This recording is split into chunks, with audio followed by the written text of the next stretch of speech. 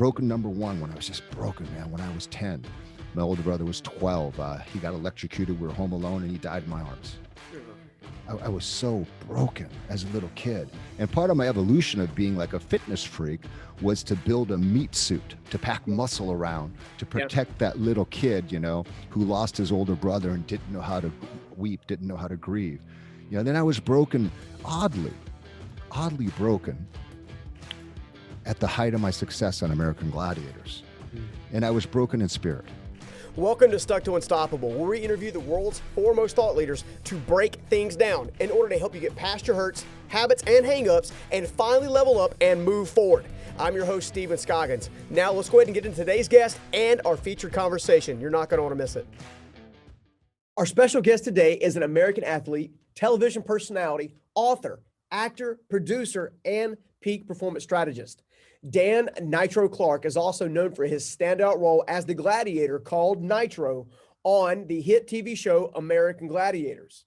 Not to mention as a health and wellness fitness expert and the creator of the hit podcast show, The Gladiator Way. Guys, please help me welcome my good friend and ally, Dan Nitro Clark. Dan, how you doing, man? It's good to see you, dude. Steven, I am so excited. I'm pumped. I'm ready to be here. And, I loved when you came on my podcast.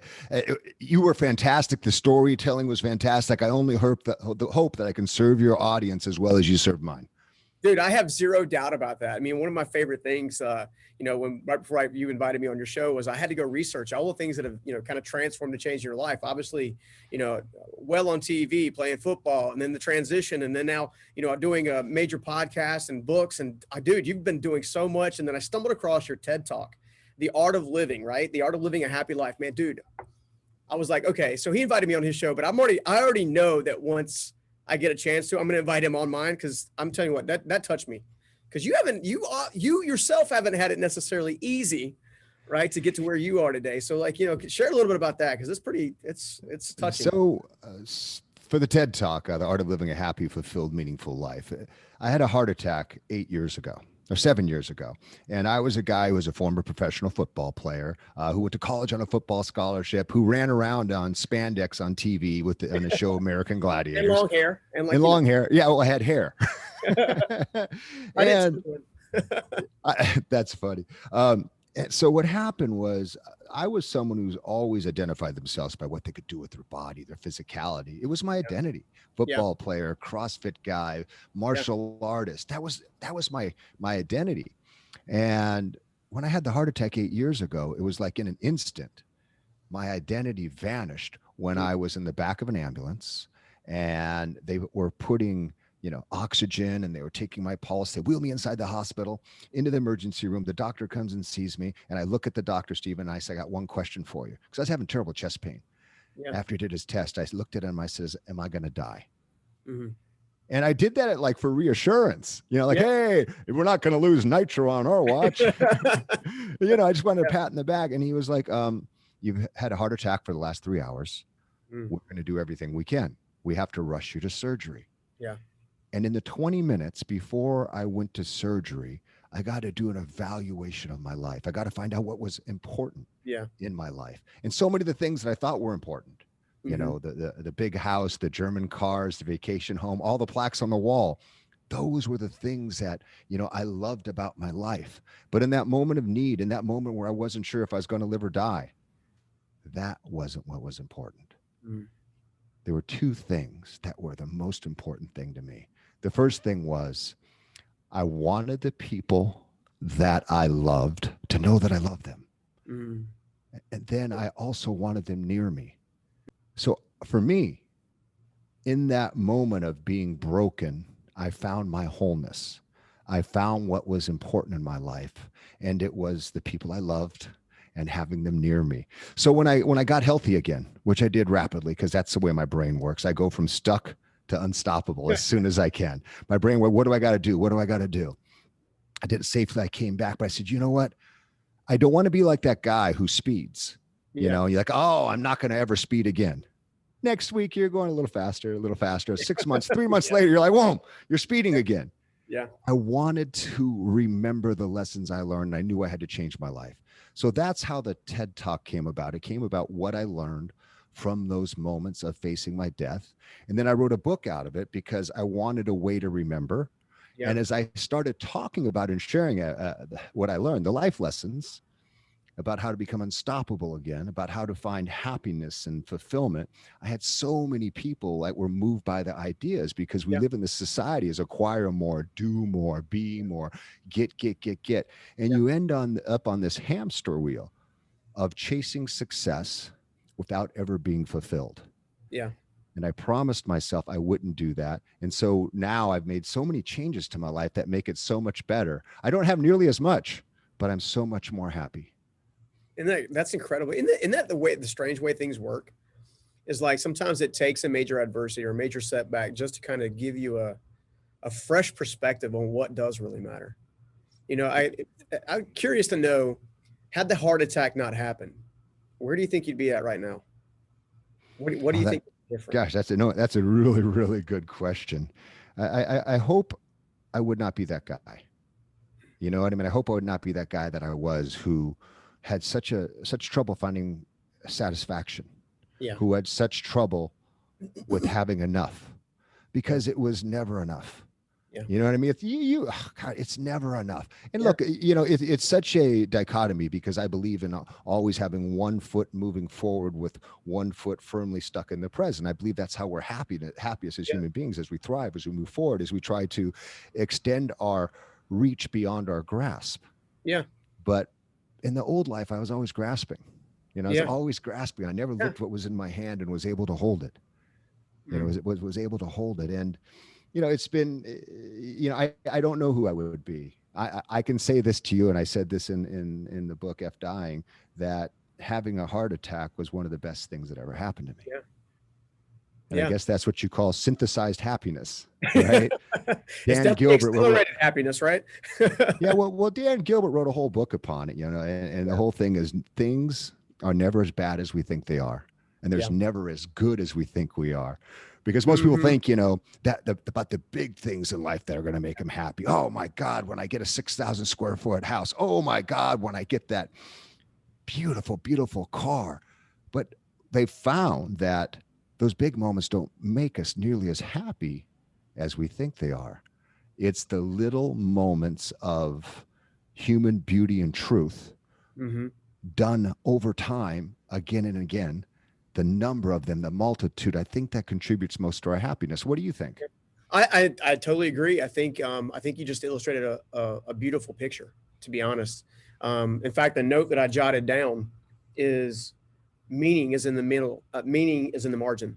Your meaning is in the margin. Not too much, not too little, just right. You know, trying to find that sensation of where fulfillment really comes in. Because obviously you can lose it. You can lose it in money. You can lose it in stardom. You can lose it in fame, especially in this day and age where, in theory, people are trying to tell you on a regular basis, you don't matter unless you have a blue check mark by your name, or, you know, you don't matter unless you put out this, you know, you can showcase some kind of car, some kind of house or whatever. And one of the things I most appreciated about your story, your backstory, is not the fame. I mean, the fame's impressive. I mean, you've done some pretty amazing things and had some pretty notable events. I mean, some incredible things. But what I've learned most about getting to know you is the strength that you have, and not just on the outside. Obviously, you still got the big guns, right? They're little pistolas. Pew, pew, pew, pew, pew, pew. There used to be cannons like boom, boom, boom. Now it's like pew, pew, pew. Let's have a pistola fight. You know, but you got this vulnerability and this humble confidence now, you know, that I think shines a shining light. I think it draws people to you. I think it encourages people to know that there is beautiful in the broken. Well, you know, there's a couple of things I want to say about that. One is there's a Japanese philosophy called kintsugi, Kintsugi. You can look it up online. And my mother's Japanese. Okay. I didn't live with her much in my life. My parents are divorced. I went different places, but I really grew to appreciate her as I grew older. And I remember as a little kid, up on her cupboard, she didn't have much. My mom came from very humble beginnings, never made more than $40,000 a year, but she died a millionaire. And that's a different story. It's a great story. Yeah, but she had a bowl, bowl that she held in such high regard. She put it on her wall, like on a little shelf next to my brother's ashes. My older brother died when I was 12 and he was 10, and she had his ashes, and she put it there. And I never understood what that bowl was for. And when I was younger, she'd say kintsugi. And I'd be like, what, Mom? Gesundheit, bless you, because she's Japanese. Yeah. And then in her later years, before she passed, I finally sat down with her and I understood that story. I said, Mom, tell me the story about that bowl. She says, well, in Japan, Yeah. we have this culture, we have this belief, we have this practice. And this practice is when a craftsman takes something that was broken like a bowl, and then they put it back together again using gold to put it back together in. Yeah. And they feel like what was broken now becomes more valuable because it has a history. And so the idea is to fill that brokenness with cracks of gold. So she told me that story, and I just goes, wow. And then, that's my Japanese people. That's my mom's side. My dad was Irish English, but that story sat with me when you talk about there's beauty in the middle, there's beauty in the places we're broken, because if you're alive today, no matter what your circumstances, no matter what your financial worth is, you've been broken somewhere. Yeah. Right. And for me, the times I was broken the most, I grew the most. And all of those times, Stephen, were never as bad as I thought they would be. And they didn't last forever like I thought they would be. Broken number one, when I was just broken, man, when I was 10, my older brother was 12. He got electrocuted. We were home alone and he died in my arms. I was so broken as a little kid. And part of my evolution of being like a fitness freak was to build a meat suit, to pack muscle around, to protect that little kid, who lost his older brother and didn't know how to weep, didn't know how to grieve. Then I was broken, oddly broken at the height of my success on American Gladiators. And I was broken in spirit. I had money. I had fame, more fame than I ever thought I would have, billboards, action figures, selling out, Madison Square Garden, being on the Tonight Show. Maybe this isn't the time, but I'll go ahead and say it. I had an action figure. It's funny. So at the height of my success, I was broken again because I had what some people would say is everything. I had and more than I ever thought I would have, but I was empty. Yeah. And it scared the heck out of me. Do you think you recognize that emptiness early on, obviously with all the things? Because at least for me, I don't want to speak for everybody, but at least for me, there was a certain time and season where I felt like those things were distracting me from actually looking at it to see if I actually had meaning. Sometimes I think our secrets, our grief, our fears, our pain are too big for us to hold. At certain times of our life, and then we put them away, and sometimes we never get to them. My dad never got to his pain, he never got to his grief, he never got to his guilt. Instead, he got to alcohol, drugs, and he died at 58 from an overdose. So he didn't deal with his pain, he didn't deal with that grief because it was too big for him to hold. And what was too big for him to hold was like a cancer, a metaphoric cancer that killed him, and that was the death of my brother. So I was going down that same path. I loved my dad, but as I got older, I go, dude, something's wrong. It's not right. It's not measuring up. I don't have to be like him. And when I had everything and I would wake up in the morning, high, drunk, out of my mind, spit, laying on the floor with spit coming out of my mouth, and I'd be crying. I'd be weeping. I said, something's wrong. I got to fix this. So I started continued a journey, of, the last 45 years of lifting up the hood, looking what's wrong, consulting with some of the best people, some of the most smartest people, some of the most knowledgeable people about how to, live that happy, fulfilled life. So it wasn't just the heart attack. The heart attack was kind of like, hey, we're going to give you one more last lesson, I hope, so you can really fly. Right. I was like a butterfly and I was just coming out of the cocoon and I really didn't know how to fly yet, and the heart attack was the one thing that really helped me fly. Yeah. Again, I think, one of the things that I think we both share is this, being on the other side of some major adversities is the importance and the beauty that this stuff brings. I think far too many people remain stuck because they refuse to acknowledge that hard work. that those things that have to be looked at, the looking under the hood, what would you say to someone who maybe has had some of the similar background struggles that we've had with, alcohol, with parents and things of that nature? And, obviously I haven't suffered a heart attack, right? But obviously that's a major, right, shift to your lifestyle, right? What would you say to someone who's just like kind of thinking about giving up because they don't want to face it? What would you tell them? So giving up, that's an interesting concept to me. So when you say giving up, does that mean they're going to take their own life, that they're going to end it? Or they're just like, you know what, I've tried and I haven't succeeded? Yeah. It could be both, but I would say I'm probably going to lean more on the sides of, I just don't want to try anymore. Like, I think I've tried everything and I haven't gotten any traction. Like, why am I going to bother taking one more chance to see if I can get myself together? Well, there's just something I'm sure you've heard. Back in 1987, the guy who missed the most shots in the NBA was also the guy who made the most, Michael Jordan. Yep. And I went out fishing the other day. I went out 16 hours on a boat. I went out looking for big bluefin tuna, which are prize fish, 250 pounds. You either catch something or you don't. I went out 15 hours. We were chartered a boat. We spent tons of money, me and a couple friends. We didn't catch a single damn fish out here in Southern California. But you know what? You know who I'm going to catch more fish at then? The guy who never goes fishing. Yeah. I'm going to catch more damn fish than that guy. You got to take your shots. You have to understand that failure is part of the success process. When you start to redefine your definition with failure, instead of I've failed, reframe that towards I'm taking a step towards the future success. And a lot of times what I do is I have the ideal person who I am in my mind with all the attributes, positive, grace, hardworking, focused, kind. And I ask myself all the time when I take an action, am I doing it with that person in mind? Or am I doing it fear-based? Yeah. I'm going to fail. What are people going to think? Oh, this is so hard. So for me, the ability to get yourself to start is probably the hardest thing for people who are stuck. And I have a couple different ways I do it. One is I have this, you're going to laugh at me here. This is really, really goofy, but it's called a starting ritual.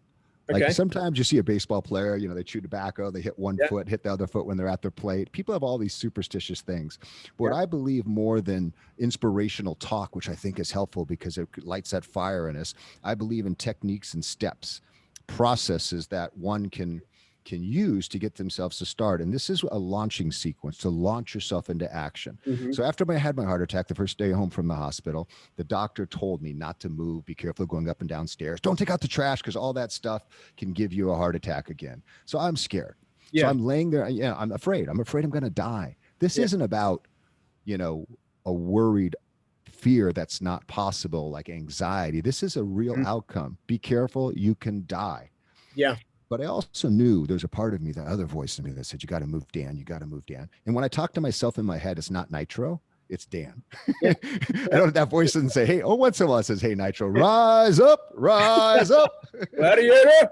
Just once in a while. But it's Dan. It's, I got to do something. I was depressed and I was like, my friend sent me all these old videos on YouTube of American Gladiators, which is like, I think it's on Pluto TV now too. It runs every day, all day. And as I was watching these things to cheer me up, I was kind of laughing. I was in a better mood. I noticed one simple thing. Before every single event, there was a referee. His name was Larry Thompson. And he would have this call, Gladiator ready, contender ready. 3, 2, 1, go. As I watched those videos, Stephen, it struck me. Every time he said 3, 2, 1, go, this countdown sequence, I jumped into action. And I remember, man, there were many times did I wear my jock? Is my shoe tied? Am I going to get blasted? All these things. But whenever I had that countdown sequence, it launched me into action. Then I remembered sports. I ran track. I threw the discus. Whenever it was time to go, you went. When I had a hot dog eating contest, 3, 2, 1, go, I always went. When the countdown, regardless if I wanted to, regardless if I was ready, regardless if I felt like it. So something I did that day in my bed to get myself to go up, I said, okay, get out of bed to walk down the stairs. My goal for the whole day. I said, okay, I'm going to try that launch sequence. And like an idiot, like a jerk, I was laying there in bed going, Gladiator ready, contender ready, 3, 2, 1, go. Boom. And I popped up to my side of my bed. Gladiator ready, contender ready, 3, 2, 1, go. And I walked down the stairs to my refrigerator and didn't die, which was the goal for the day. Which is the goal of the event. Yeah. So a launch sequence Yeah. like that is something that can propel you into action. And that's something you can rely on over and over again. 2, for people who are stuck, to me, 99% of it is about fear. Fear. What will they think? Will I look stupid? Right. Yeah. And the weird thing, when they study kids in school, they realize that fear doesn't really come in until they get to be about 5 or 6 years old. Yeah. Because before that, you're not worried about what your classmates are going to think. And all of a sudden, kindergarten, you do something stupid, and they're like, "You're so stupid. Oh, look at him." Then we start to become worried about what other people think. And I think when you can get over that thing and just say, you know what, first of all, I'm gonna give myself a launch sequence, Gladiator ready, or whatever yours is, go. Yeah. And then you tell yourself this thing, you know what, I'm not going to feel like it. That's okay. I'm going to be tired. That's okay. I'm scared. That's okay. I'm going to do it in spite of the fear. And then you realize that half these people don't really care about you. Why are you letting them keep you from your dream? I don't know if you could say it any better, man. That was wonderful. Yeah. I got that from your book, by the way. Yeah, I appreciate that, but I don't know if that was entirely true. No, but I one of the things I appreciate so much about what you've been doing, not just from the coaching aspect or the podcast aspect or the books you've been writing, is this. Yes, you were an American Gladiator. You still are an American Gladiator. However, you have managed to put a framework or a process around what the Gladiator way is. The Gladiator way. It's one of the things that we had a lot of fun on when you invited me on. And, there are so many different attributes that come from the Gladiator way. Break down the Gladiator way, the process that you kind of walk your clients and stuff through that obviously get so much value from what you do. Yeah. So the Gladiator way is a take on the American Gladiators, but it's a way to live where you're living your best life, not only physically, but spiritually and mentally. I say there's 4 pillars to a good life, and one is health, right? So health is broken down into exercise and fitness. The third one is mental, right? You have to, and the fourth one is you have to have your mind game, and the fourth is spiritually. So the first thing I do is I sit down, or we go through a process where we identify what the dream is, what the goals are. Then we also identify what the ordinary world is, where you're living now. And to me, I like to break it down into different arenas. So those 4 pillars are different arenas. Just like on Gladiators, we had different arenas. Sometimes we'd go joust. Sometimes we'd shoot you with stupid tennis balls. Sometimes you throw dodgeballs and knock people off of stuff. Yeah, there you go. So we'd do it. So, health, mind, body, spirit, relationship, careers, those are each different arenas. And I find it's rare that the man or the woman is doing a 10 plus in all of those areas. A lot of times guys like, I'm making so much damn money, I don't know what to do, but I can't walk up a flight of stairs. Right. So, or it's like, hey, I have a female CEO I'm working with. My life is amazing. I'm crushing it for women. I'm a pioneer, but I'm so gosh darn lonely. So it's finding the arena which a client needs to work in. Then it's looking at the ordinary world where they are now. And it's like almost like a storytelling, looking at the extraordinary world where they want to go. Yeah. And the whole idea is like Jedi training is you have to defeat the enemy. Yeah. And the enemy normally is, I think you both know 99% of the time, the enemy is the person themselves. So what I do is then I give them training and tools and weapons to win that battle. I set them up with frameworks of their ideal self, their superhero self, their gladiator self, and then their lesser self. Yeah. They don't want to be. And then I get them to take action and start to live in a way where their gladiator self, based upon what they tell me, their gladiator self is leading the show, helps them overcome challenges so they can connect and win the prize of whatever that is to them. Yeah, I love it. Give me a little bit about, if you don't mind, because one of the things I know you and I both share this aspect as well. We love it when the people that we help win. We love watching their transformations, right? Because, you know, one of the things that I've learned a long time ago is once you experience your transformation, you can't not help someone else get theirs. Like, you can try, but you're not going to feel like you're actually doing what you've been called to do until you do. Like, tell us a little bit of story, maybe a transformational moment for one of your clients that you've kind of helped through the process, kind of like how they came in and kind of where they are now.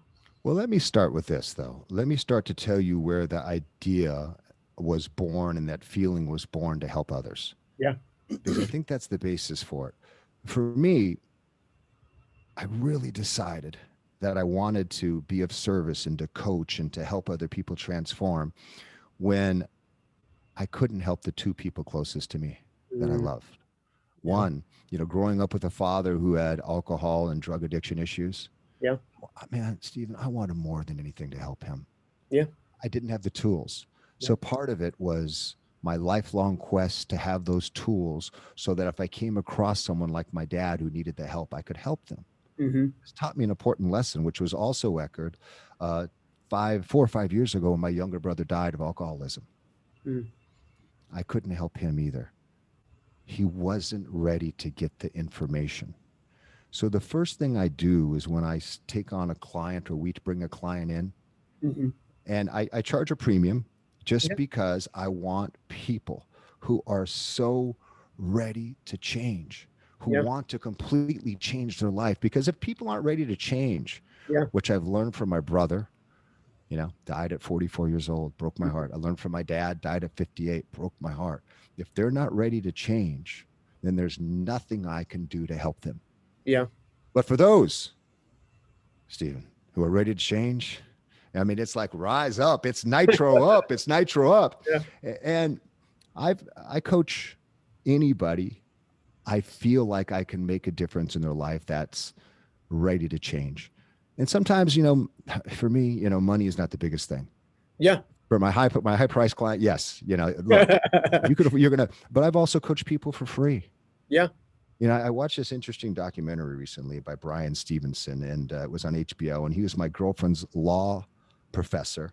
He was the guy in the movie No Mercy on Warner Brothers who helped death row inmates. And he was a guy who went to NYU, and he was a African American gentleman, a black guy. And first time I'd ever seen a lawyer was when we went to law school. Went to NYU. Yeah. And he had all these other lawyers coming in, you know, telling him like, you know, finance, Wall Street, corporate litigation. Nothing felt right to him. Nothing felt right to Mr. Stevenson. He finally, in his second, I believe it's his second year, he went to intern in Alabama or somewhere in the South. And he went to intern with a guy who was helping inmates on death row. And he said something to me that stuck with me. And this opened me up to like help the people that I sometimes help as well. And he said, my mother told me to help the people who need it the most. And he remembered that, and he's dedicated his life. He's 50, 60 years old to helping people on death row. So I remember that. So sometimes, you know, if I see somebody, they reach out to me and I just see that they're struggling and they're a single mom with 6 kids. I just say, you know what, call me. I'm going to help you. I'm going to transform your life. So I get a lot of satisfaction from helping people transform, because I believe that the way you do create a legacy is through the stories they tell about you. Right. And I'm not Michael Jordan. I'm not, you know, Walter Payton. I'm not one of these guys where they're going to be telling the stories. I know who I was. I was a guy who wore spandex on TV that a lot of people thought was cool. I thought it was kind of strange, but it was kind of cool. That's who I am. Where my legacy is going to be is the people I help and I transform. And whenever somebody, you know, just says, oh my God, you've changed my life. Thank you so much. And a lot of times for guys like us, Stephen, it's the tools that we know that we don't think are special because we use them every single day. Exactly. Yeah. Our good friend Steve actually was trying to pull stuff out of me. I'm like, what are you talking about? It's not unique. He's like, yeah, it is. Yeah, exactly. And then I think after the heart attack is where everything really transitioned. That is when I started to get as much, if not more, joy out of someone else's wins than I did my own. Yeah. You know, and I guess I had to face my death. I guess I almost had to die. But now when I see someone have success, I'm like, yes, because I know this. I know by me helping them, it just doesn't help one person. Right? It's a ripple. It's a what? Say it again. It's a preach. Come on. It's a ripple effect. Yeah. When you help one person, you help the people closest to them, and the people closest to them go and reverberate that out into the world. You help one, you really help one person transform. You help so many. And that's what the world needs right now. The world needs transformation. The world needs us to come together as people, and come hand in hand and help one another, and gosh, I sound like a preacher all of a sudden. Rise up. Nitro up. 3, 2, 1. Nitro up. Love it. It's funny, do I have the longest answers of anybody you've ever Dude, I'll sit here and listen all day long. Thank you very much. If I'm enjoying it, I know the listeners are going to enjoy it for sure. Talk a little bit about, with a little bit of time we had left, talk a little bit about the importance of having a coach or mentor or somebody in your corner. Because I think a lot of people are still trying to walk around isolated, not even knowing that the greatest insight they need is by someone that's not too far off from them. For me, I've always been a really coachable guy. Yeah. Because I started off, with strong, what seemed like strong male figures in sports. Yeah. And coaches throughout my life, first sports coaches, transformed my life. And then when I was 14 years old, before I ever had any success in my life, this is before I became a good football player. This is when I was too fat to make the Pop Warner team. This is when I quit my freshman year in high school because I wasn't playing at all. I just quit halfway through the season. I was overweight. My belly hung out of my jersey. I was that kid. I met somebody. My dad had an office during the day that he owned. He ran a business. And at night, he had rented it out to a hypnotherapist. This was 1978. Hypno what?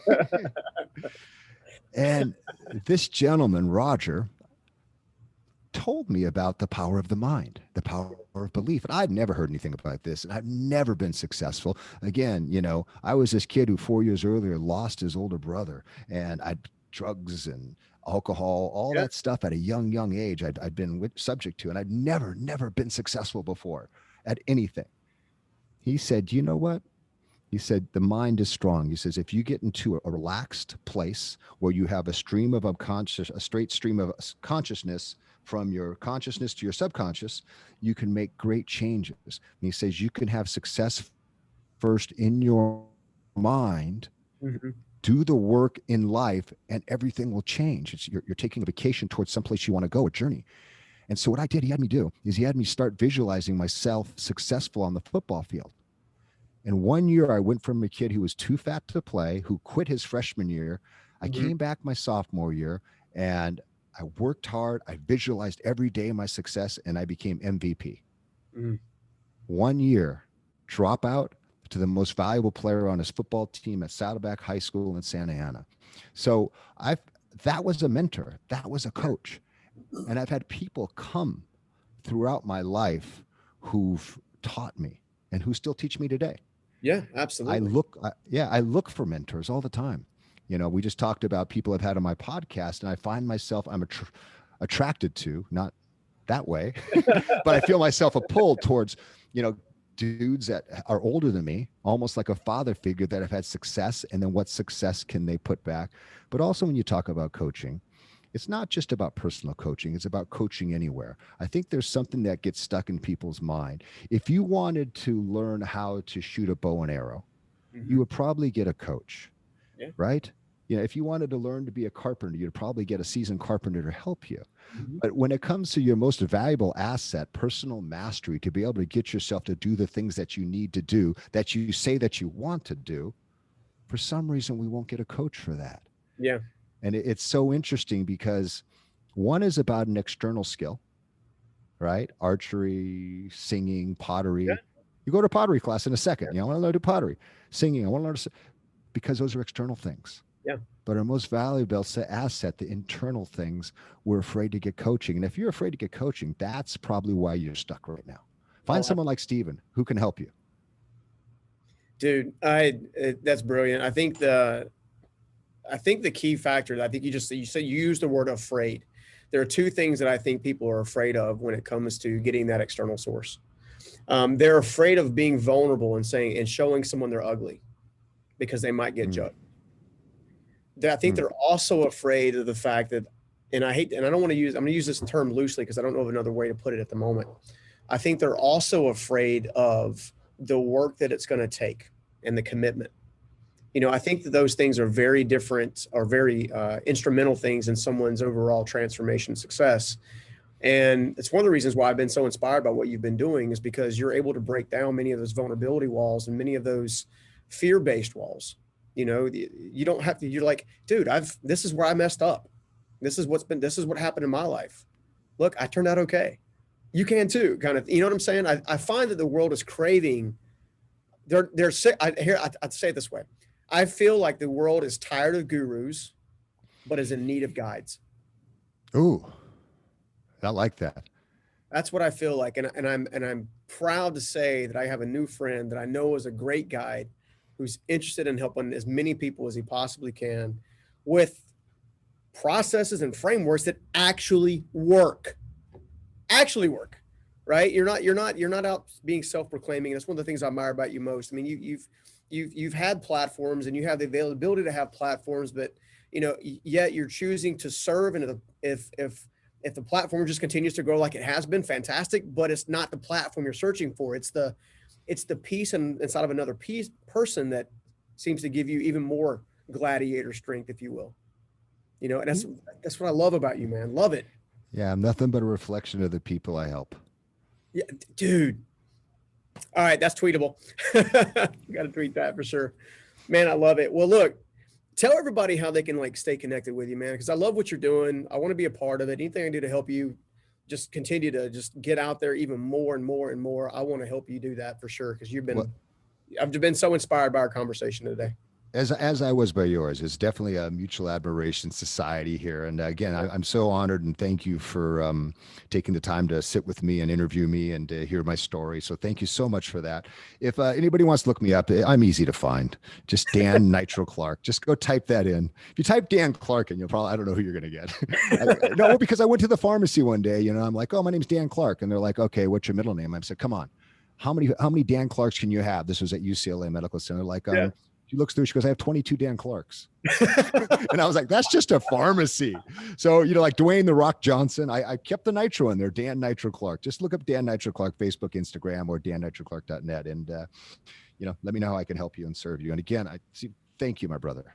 I appreciate you. I look forward to when we live in a different time and a better time.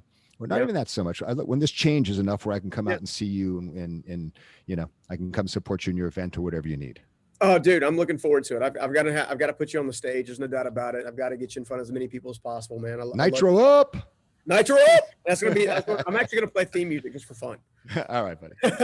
Thanks for having me on. Absolutely, dude. I love you, man. I'll talk to you later, buddy. See ya. All right. Bye-bye.